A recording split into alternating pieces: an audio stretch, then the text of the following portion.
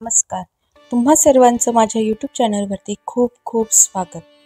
मित्रांनो, बहीण आणि भावाच्या नात्याला दृढ करणारा प्रेमाचा दिवस म्हणजे भाऊबीज. पण तुम्हाला माहीत आहे का, बहिणीच्या प्रेमाची ताकद इतकी मोठी असते की काळालाही म्हणजे मृत्यूलाही तिच्यासमोर माघार घ्यावी लागते. आज आपण ऐकणार आहोत याच प्रेमाची साक्ष देणारी एक सुंदर आणि खरी कथा. एका बहिणीने आपल्या प्रेमाच्या बळावर भावाला 7 संकटातून कसं वाचवलं. एका गावात एक म्हातारी आजी तिच्या लहान मुलांसोबत राहत होती. मुलगी मोठी झाल्यावर सासरी गेली होती. दिवाळी जवळ आली म्हणून आणि लहानग्या भावाने हट्ट धरला, आई, मला भाऊबीजेला माझ्या ताईकडे जायचं आहे.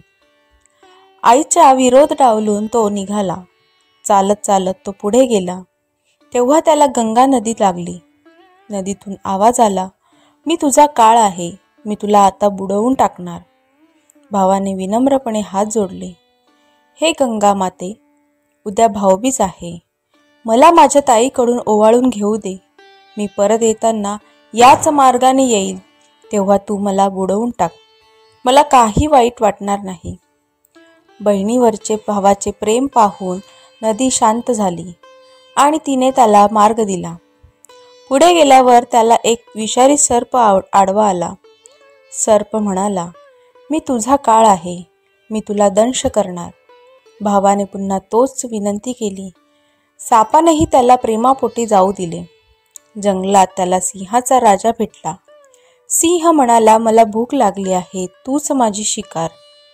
भावाने प्रेमाने वचन दिले आणि सिंह राजाने तेही त्याला परत ये या अटीवर जाऊ दिले.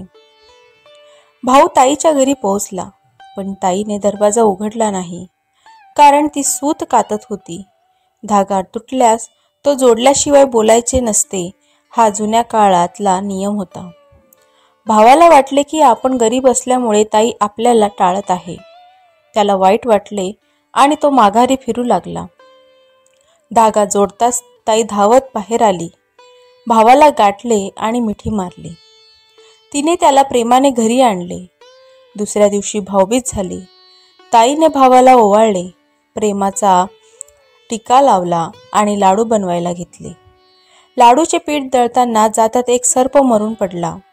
मुलांनी जात्यातून हिरवे पाणी येताना पाहिले. लाडवात विष मिसळल्याची शंका येताच ताई पळत भावाच्या मागे निघाली. भाऊ लाडू खाणार तेवढ्यात ताई तिथे पोहोचली. तिने लाडू खाल्ले नाहीत ते पाहून तिला आनंद झाला आणि तिने ते लाडू जमिनीत पुरले.